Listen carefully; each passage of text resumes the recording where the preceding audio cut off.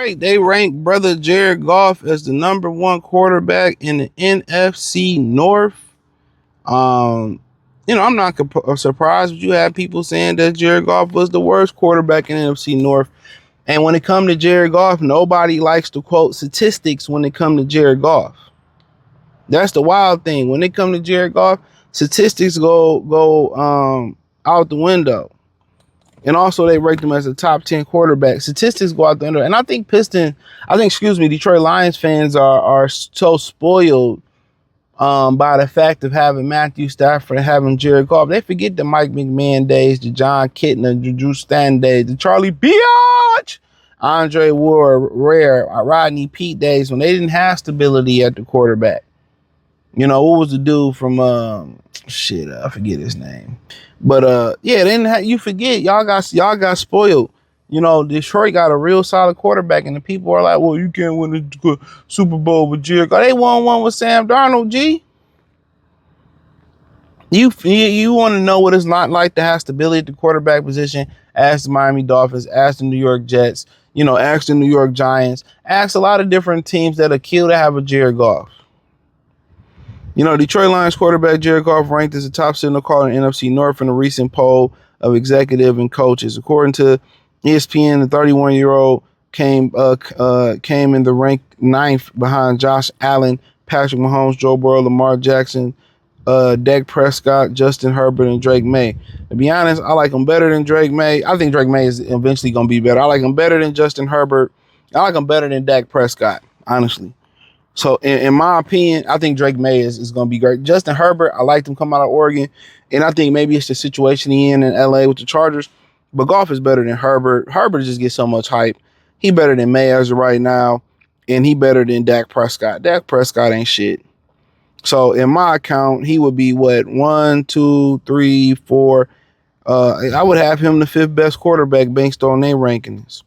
Similarly, Goff was ranked 9th into last season. The guy wins. One NFL coordinator told ESPN he's going to find completions if not under pressure. If not under pressure, mature pocket passer with a plus arm, who can layer the ball at all levels. And last year they didn't have the best offensive line, and he still found ways to produce even with the shaky offensive coordinator.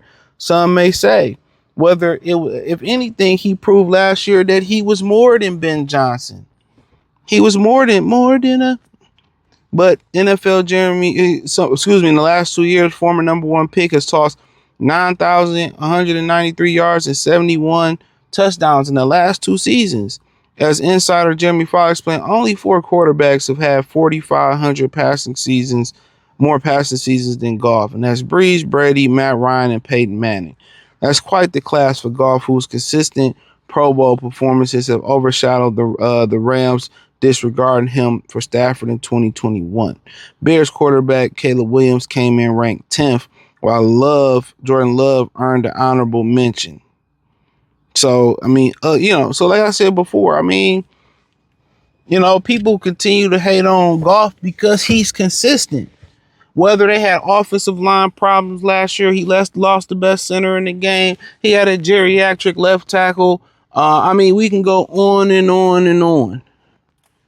Whether they didn't have, Amara dropping balls, hurt in and out the lineup, Tesla, J-Mo, John Morton, a leaky defense, he's performed. And even in that Washington loss, people talk about him not being able to perform in the playoffs. He's had really good playoff performances. He went to the Super Bowl. He had a really good game. Versus Tampa. The 49er game was good. It just was miscoached. Honestly, the Washington game wasn't his fault. That was miscoached. You every time Gibbs touched the ball, he get 10 yards of pop, and you dropping back on 3rd and short with 5 wide receivers. No, and it baffles me how people let that sequence. That's the sequence where Goff got hurt. It baffles me how people allow that to let that slide. That baffles me. Every year it baffles me how people allow that to slide. Ben Johnson and Dan Campbell came in and wanted to have a shootout with the Washington Commanders when they should have just played ball control and ran the ball and ran the clock down. That loss was on Dan Campbell more than any other loss that they had. That Washington Commander loss was on him. Even though I think they had too many injuries to win the Super Bowl, they should have just played ball. Every time Gibbs touched the ball, rushing wise, he was getting 10 yards a pop. Why are we fucking throwing the ball? You know what I'm saying? I mean, you could just point to a lot of crucial plays within this situation. And, some things you don't like about him, it take him a minute for him to be able to form a rapport with his receiver. He still don't have a great rapport with Jameson Williams. I don't care what nobody say. Ben Johnson couldn't get it clicking. Only guy that got it clicking was Dan Campbell. Jameson Williams on any other team is just, he taking off. He taking off, So, I mean, in general, Amon Ra didn't take off until Tim Boyle got in there. And when Tim Boyle got him, then Goff came in. Okay, cool. It just take a long time for Goff to form a rapport with a lot of pass catchers. And then obviously the mobility issue. When they're all the 90% or 80% of the NFL quarterbacks are mobile, but in general, you could be in a lot worse. You can win the Super Bowl with Jared Goff, especially with the weaponry that they got this year. He's proven to come in clutch in big time situations. I mean, I feel just as confident when Stafford was here as I do when Goff was here when the game on the line. Goff is an amazing quarterback. It's just that I just think for the most part, the mobility issues and the lack of improv, but I also think the coaching has not done him a service here. Now it took them a half a decade to figure out we need to keep our guys fresh. We need to change the way we practice and all that, bro. Like, they keep drafting these injury-prone players. The number one issue ain't if you change Goff out and put him with Lamar, you change him out and put him with Josh Allen. They still don't win a Super Bowl. Even with Mahomes, they still don't win a Super Bowl. They don't win a Super Bowl because they draft and sign a bunch of broken up, GameStop, reconditioned ass players. And then that becomes contagious and they hit too much in practice. They do too much live hit, and then everybody else get injured. So half the roster injured because they practice too physically. So they need to make the adjustment. You could be a physical football team, but also still have the attrition and make it through the season. This team's attrition has been terrible.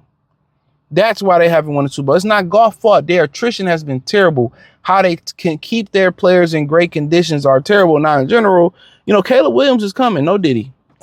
Jordan Love is just, he at the place where in the playoffs, he just seemed not to be able to perform. And Kyler Murray and JJ McCarthy is balanced. So, yeah, Caleb Williams is on Goff heels, but you got to have more than one hit season to put up with Goff, especially at last place season. But we'll see what him and Ben Johnson kick up this year. Goff is number one. That's not surprising to me. I would take him over Drake May. As of right now, Dak Prescott and Justin Herbert.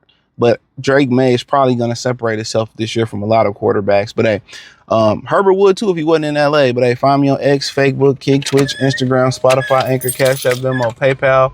Appreciate the love and support. All these spider webs all around here. Peace.